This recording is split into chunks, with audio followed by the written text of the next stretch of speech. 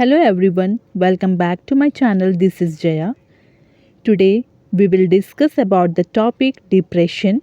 In this we will deal with the definition, causes, signs and symptoms, diagnosis and management.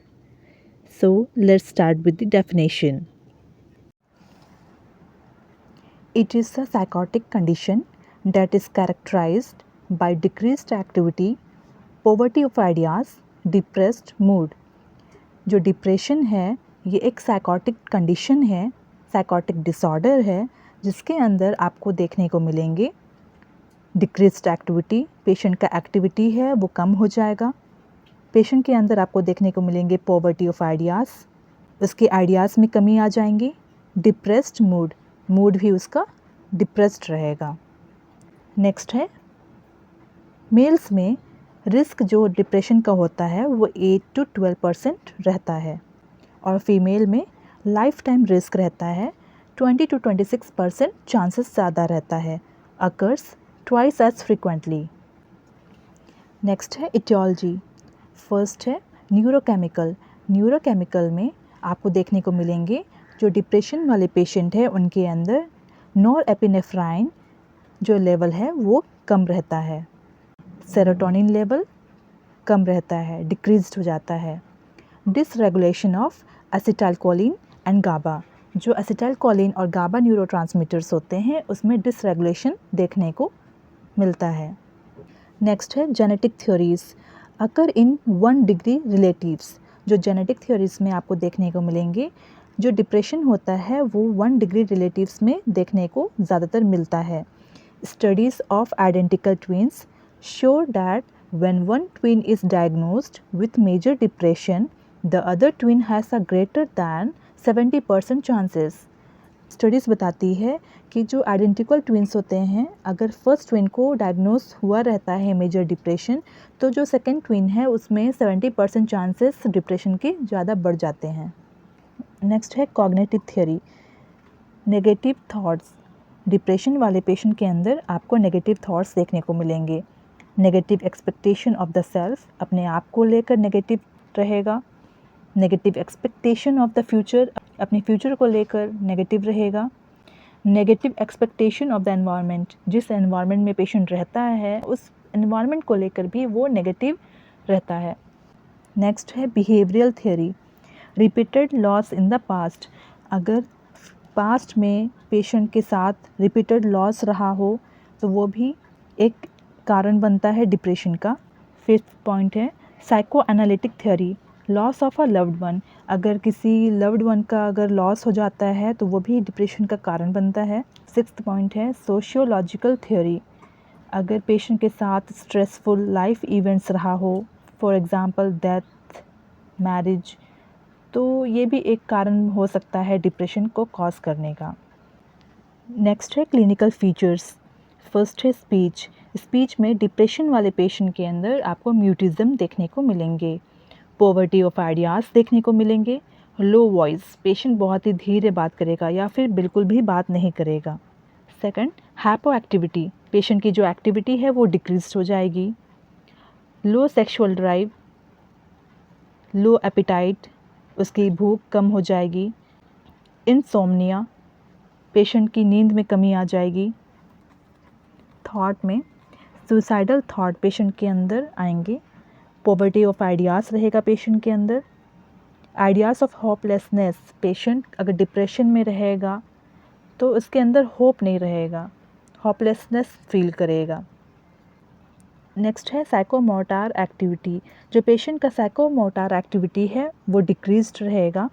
Walk slowly, slow walk करेगा। Act slowly, कुछ भी आप बात करेंगे, कुछ आप कमांड करेंगे तो वो बहुत ही धीरे एक्ट करेगा। Answered after a long delay, अगर आप पेशेंट से कुछ पूछेंगे तो वो बहुत देर के बाद वो आंसरिंग करेगा आपको। नेक्स्ट है डिल्यूजन। डिप्रेशन वाले पेशेंट के अंदर आपको देखने को मिलेंगे delusion of guilt, delusion of nihilism, आपको ये सारी चीज़ें आपको देखने को मिलेंगी। पेशेंट के अंदर आपको होपलेसनेस देखने को मिलेंगे, हेल्पलेसनेस देखने को मिलेंगे, वर्थलेसनेस देखने को मिलेंगे। पेशेंट को लगेगा कि मेरा कोई वजूद नहीं है, मैं किसी काम का नहीं हूँ। सैडनेस आपको देखने को मिलेंगे। पेशेंट के अंदर आपको गिल्ट देखने को मिलेंगे। डिक्रीज्ड लिबिडो, जो पेशेंट की सेक्सुअल एक्टिविटी है उसमें कमी आ जाएगी। स्पॉन्टेनियस क्राइंग, पेशेंट कभी भी रोने लगेगा। ये सारी चीज़ें आपको पेशेंट के अंदर देखने को मिलेंगी। नेक्स्ट है डायग्नोसिस। डिप्रेशन वाले पेशेंट में कैसे डायग्नोस कर सकते हैं? फर्स्ट है physical examination, second present and past history, third family history, fourth mental status examination, fifth EEG। ये सारी चीज़ों को करके आप डिप्रेशन को डायग्नोस कर सकते हैं। नेक्स्ट है मैनेजमेंट। फर्स्ट है साइकोफार्माकोलॉजी। एंटी डिप्रेसेंट ड्रग में आप सिलेक्टिव सेरोटोनिन रीअपटेक इनहिबिटर्स देकर आप इसको डिप्रेशन को कम कर सकते हैं। For example citalopram, fluoxetine, sertraline. Second, tricyclic anti depressant drugs देकर भी डिप्रेशन को कंट्रोल किया जाता है। फॉर एग्जांपल एमिट्रिप्टिलिन, जिसको एलाविल के नाम से भी जानते हैं, इमिप्रामाइन, टॉफरनिल के नाम से भी जानते हैं। थर्ड है मोनोअमीन ऑक्सीडेज इनहिबिटर्स।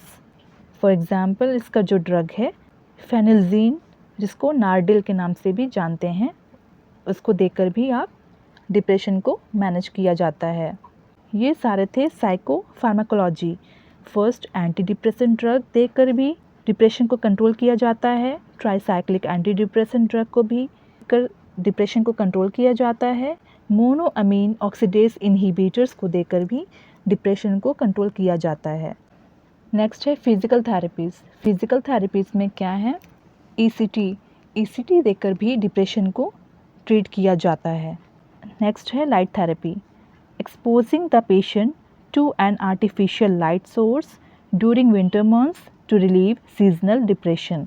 इसमें आर्टिफिशियल लाइट का यूज़ किया जाता है विंटर मंथ्स में, ताकि जो सीजनल डिप्रेशन है उसको ट्रीट किया जा सके। Full spectrum light usually 2500 lux का होता है। नेक्स्ट है साइकोसोशल ट्रीटमेंट। साइकोसोशल ट्रीटमेंट में फर्स्ट है कॉग्निटिव थेरेपी।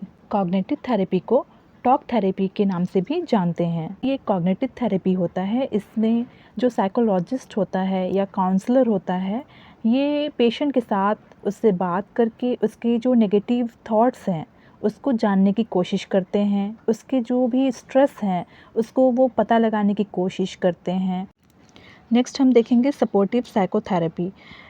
सपोर्टिव साइकोथेरेपी ये एक थेरेपी है जिसमें पेशेंट को, उसके फैमिली मेम्बर्स को पेशेंट के जो इलनेस है उसके बारे में एजुकेट करते हैं। जो पेशेंट का जो रिसोर्सेज है उसके डेवलपमेंट के में भी ये हेल्प करता है, और जो पेशेंट का जो सेल्फ रिस्पेक्ट है उसको बढ़ावा देता है, उसके स्ट्रेस को कम करता है, और ये इस काबिल बनाता है पेशेंट को समाज में अपने लाइफ को ईज़िली सर्वाइव कर सके। नेक्स्ट हम देखेंगे ग्रुप थेरेपी। ग्रुप थेरेपी एक थेरेपी है जिसमें एक या एक से ज़्यादा साइकोलॉजिस्ट जो होते हैं वो लीड करते हैं और एक ग्रुप बनाते हैं पेशेंट का, जैसे 10 पेशेंट हो या 15 पेशेंट हो, इस तरीके के ग्रुप बनाते हैं। और ये एक थेरेपी है जिसमें पेशेंट के कम्युनिकेशन, उसके सोशलाइजेशन को प्रमोट करते हैं। नेक्स्ट हम देखेंगे family therapy. Family therapy psychologist के द्वारा दी जाती है, और इसमें मेन ये फोकस किया जाता है कि जो भी परिवार के बीच में जो मनमुटाव चल रहे हैं एक दूसरे के प्रति, उसको सुलझाया जा सके। जो फैमिली में जो भी स्ट्रेसफुल सिचुएशन है उसको ईज़िली सॉल्व आउट किया जा सके। नेक्स्ट है बिहेवियरल थेरेपी। बिहेवियरल थेरेपी एक टॉकिंग थेरेपी है जिससे जो भी प्रॉब्लम्स है उसको मैनेज किया जा सके और जो अनवांटेड बिहेवियर्स है उसको ट्रीट किया जा सके। साइकोसोशल ट्रीटमेंट में हमने देखा cognitive therapy, supportive psychotherapy, group therapy, family therapy, behavioral therapy. In next video, we will discuss about the topic bipolar disorder. So this was the end of my video. If you really like my video, then don't forget to like, share and subscribe to my channel. Thank you.